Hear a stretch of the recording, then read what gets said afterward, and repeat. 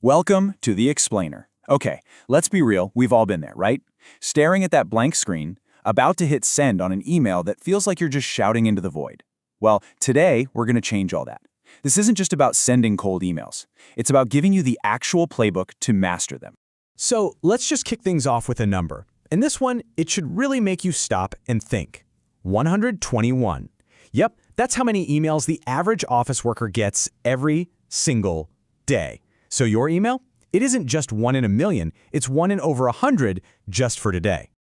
So, in that absolute sea of emails, how on earth do you make yours the one they actually open?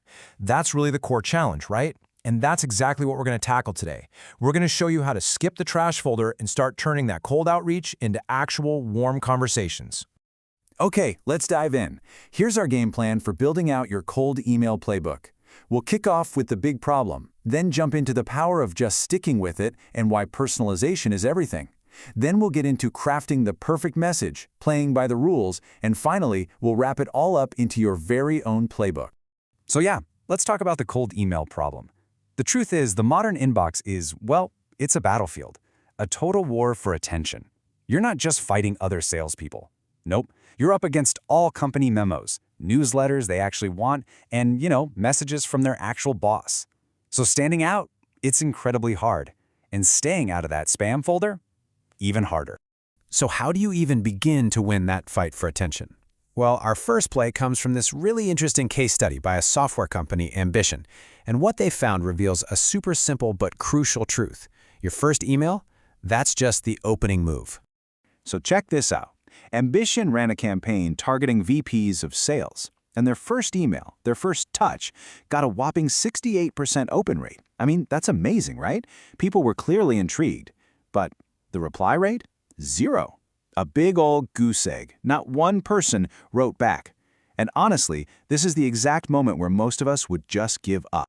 But Ambition, they didn't quit. And this is where things get really, really interesting.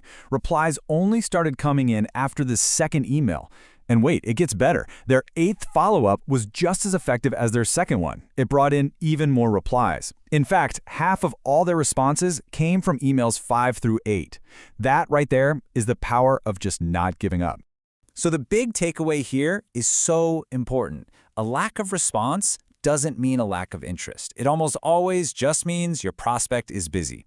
Think about it. Your thing isn't their #1 priority, so always follow up more than you think is necessary. That persistence is what keeps you on their radar. Okay, so persistence gets your foot in the door, but how do you make them actually want to talk to you?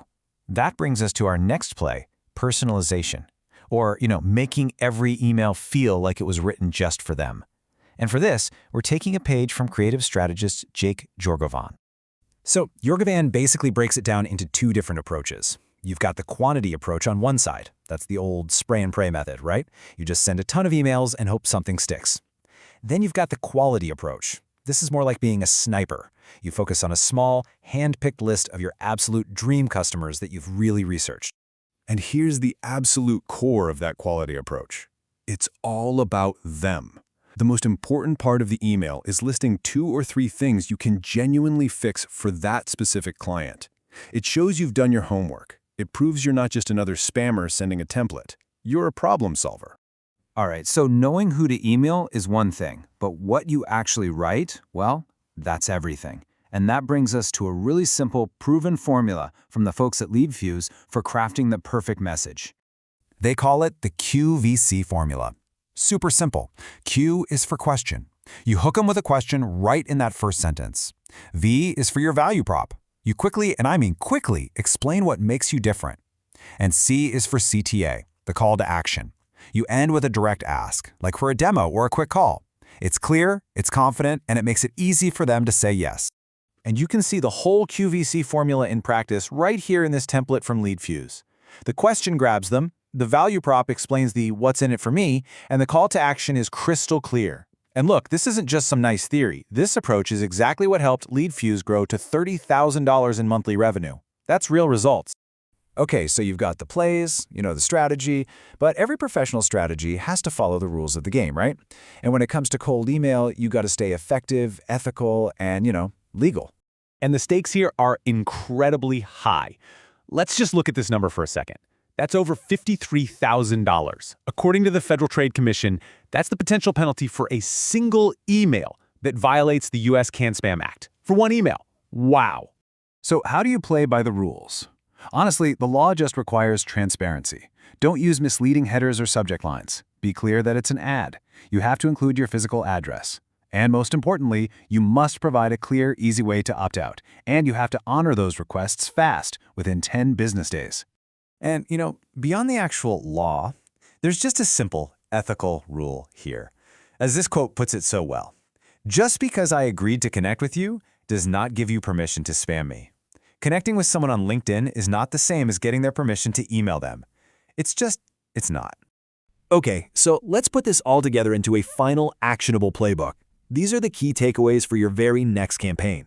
So here it is, your 4-step strategic playbook. First, persist. Seriously, don't give up after that first email. The magic really is in the follow-up.